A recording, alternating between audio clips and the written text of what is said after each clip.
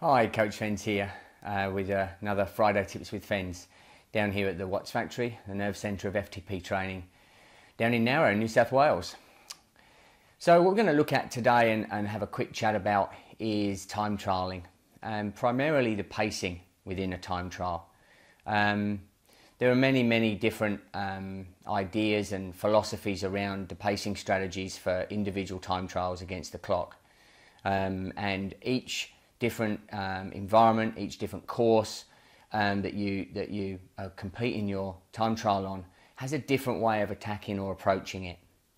If we look at it purely from a course perspective in terms of the route that you're going over, if it was a purely out and back course on a dead flat road with no wind whatsoever, the best way to approach that would be, after bringing yourself up to speed, would be to pin yourself.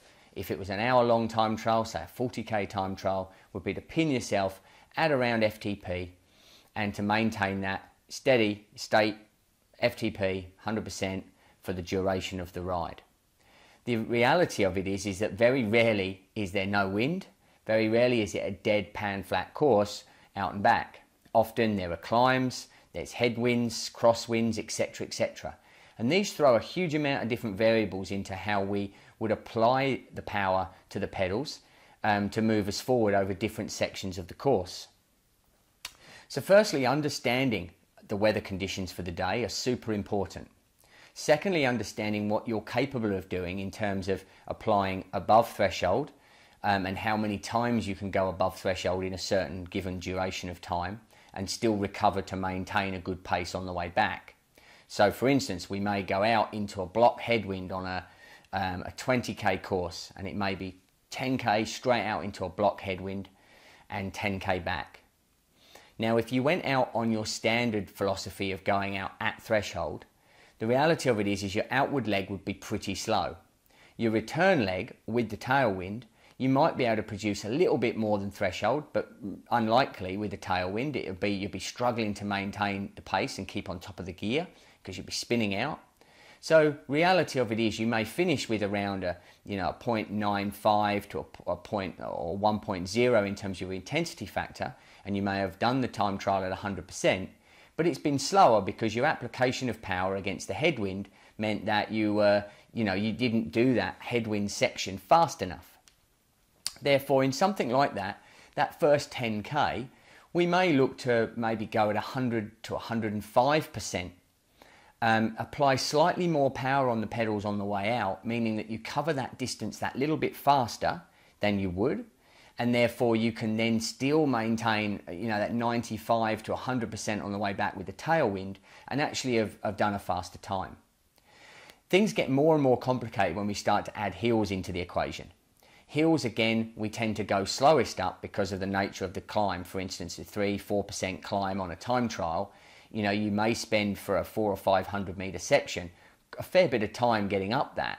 So the reality of that is that you want to try and get that climb over and done with as quick as possible. So in that sense, what I'd be looking to do is maybe hit 110 to 115%, into that VO2 energy system and VO2 power range.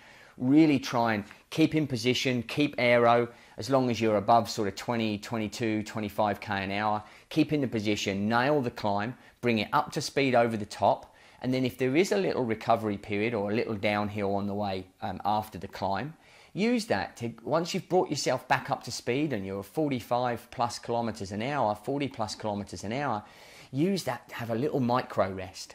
That little rest that you have after that is vital. Gives your body a little bit of a chance to get rid of the lactate you'd have produced pushing harder over the climb, and gives you that little respite.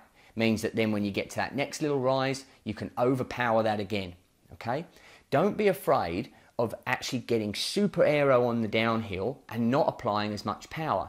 If you're doing 60k on a downhill and you're only using 80% power, you will be going probably only a second or so slower on that descent than someone trying to still hit their functional threshold power, but then they're not able to then use that extra bit of power to get over the climb. So it's about overpowering on the climbs, saving energy, tucking in, getting super aero on the descents. And that is the best way to get across a time trial course with wind or with climbs that has climbs on. So try not to just stay in that steady state. Next thing to do is to practice those. Practice it in training. See how many times you can delve into your VO2 energy systems while you're out there training and feel that you can still maintain, around about that sort of 95 to 100% on the way back. Make sure that the position that you're in on your time trial bike is not so aggressive that you can't produce that same sort of power that you can on your road bike. If it is, I'd suggest you come down to the Watts factory, get a bike fit, get optimized so you can produce the same amount of power on your time trial rig in an aero position that you can on your road bike, and just see what it does to your time trial performance.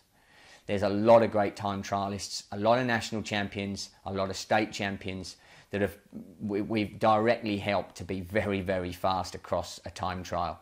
So if you have any questions, please don't hesitate to contact us at either the Watts Factory or ftptraining.com. Thanks very much, and I'll speak to you soon. I'll catch you on the trail. Bye-bye.